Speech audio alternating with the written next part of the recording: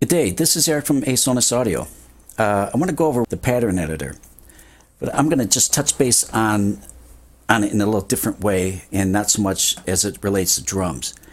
Now, if you've come from a pattern-based sequencer like FL Studio, this will be a little bit more familiar with you. So, first of all, we're going to show you how to create a pattern. Okay. Normally, if you're doing it for drums, you would drop impact on here like this, but if you right click on here, you'll see hey, there's nothing there for dropping in a pattern. And if you double click on it, all you get is an event. So if you want to add an actual pattern, you have to hit, there's two ways to do this. It's Control-Shift-P, and it'll insert the pattern wherever your cursor was. My cursor just happened to be there.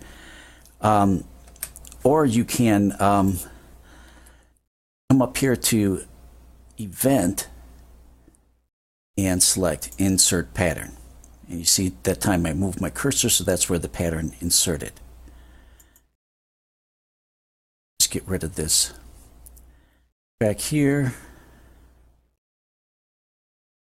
Okay, so what I've done is I created just a little drum pattern track here and a instrument track with presence, and I want to show you the difference. First, I'm going to open up presence here. Now, defaulted, when you open it up, you're going to see this window right here. This is what's called the melodic mode. And what you'll get when you open up, like the Presence, Mai Tai, or any other sort of VST instrument other than a drum machine, you're going to get this mode here. Now, if you come up here and select this icon here, you're going to get what's called the drum mode. You can see now, before I had a full range of the keyboard available to me, now I've got this octave range right here. Now this can be a little bit more useful by keeping your real estate a little bit more compact if you're just working with you want to just do a bass line or an arpeggio within one octave, or you're just doing a melody line that's not going to be using more than one octave here. This just makes your work area just a little bit more reasonable. Otherwise, as you can see, switch patterns here. I've got full use of the keyboard here, and so with the pattern editor, you can just basically do step recording like the way you do in FL Studio. Just type in random notes here anywhere I want, and you can just come up with any sort of melodic patterns that you want. You can just experiment by clicking on like I said, in this drum mode here, if you load like a bass patch up, it's a little bit easier to create like a bass line in here. One difference I wanted to point out real quickly too is the difference between the other difference between the drum mode and melodic are these set of tools up here. Okay, you'll notice we've got the this allows you to set an entry every fourth step. This is like every 2 steps. This fills it, this clears the lane, and then this shifts the lane. So if you go to melodic mode, you don't have that. The other thing that you can do here is that each lane you can select the resolution on. So if you want this for 16, you can switch it to 8. So if you just want this lane for 8, you can do that. Whereas the resolution is global on the melodic mode here. Okay, and just quickly too, nice thing about using the pattern mode too for creating bassline and melodies, you just can take let's say I want to take what I've done here. You select this duplicate variation like this, and then I can just go through here and maybe change a note. So if I just want to vary a bass line a little bit, yeah, you can do that. It just makes it easy. Or if you just want to shift it up, you changing everything from an A to a D, or whatever note you choose, you can just globally take everything and shift it.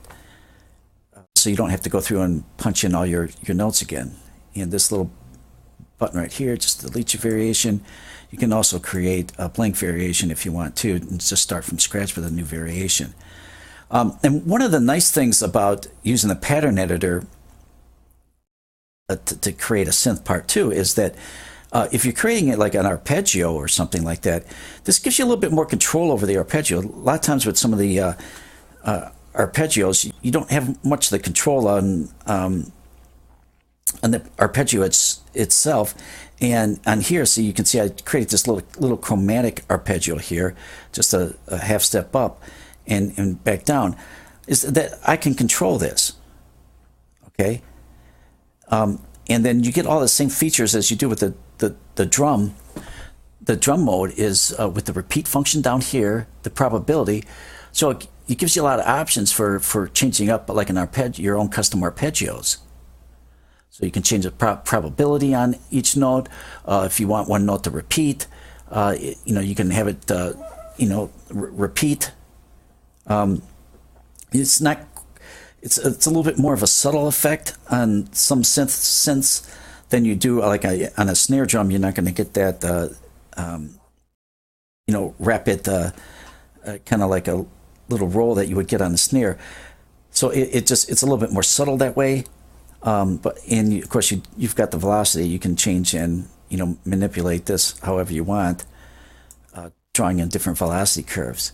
So that's just another advantage of using the pattern mode for creating arpeggios, or like I said, just a simple melodic line or a bass line. This is the way to go. Let me just play you real quick this little arpeggio here so you can just kind of see how.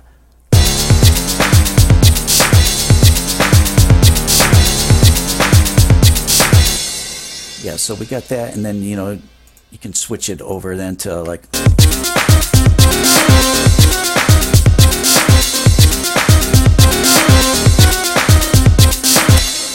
So it's a quick, easy way to build something if from a creative standpoint, especially if you don't have a lot of skills is in the keyboard, and you just have some basic knowledge on how the chords are built, in little melodic patterns. The disadvantage is doing chords this way does not work out very well.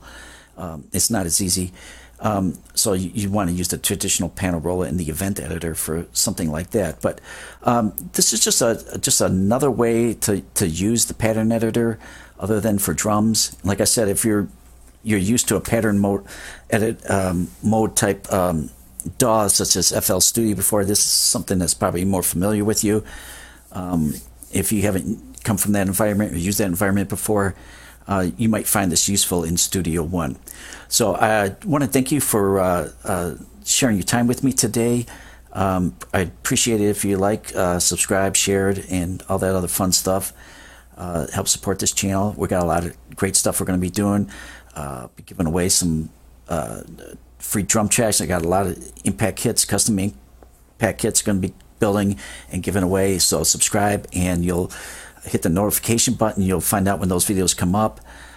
So like I said, we got some great things we're going to be giving away on this new channel here. So thanks. I hope you have a great day.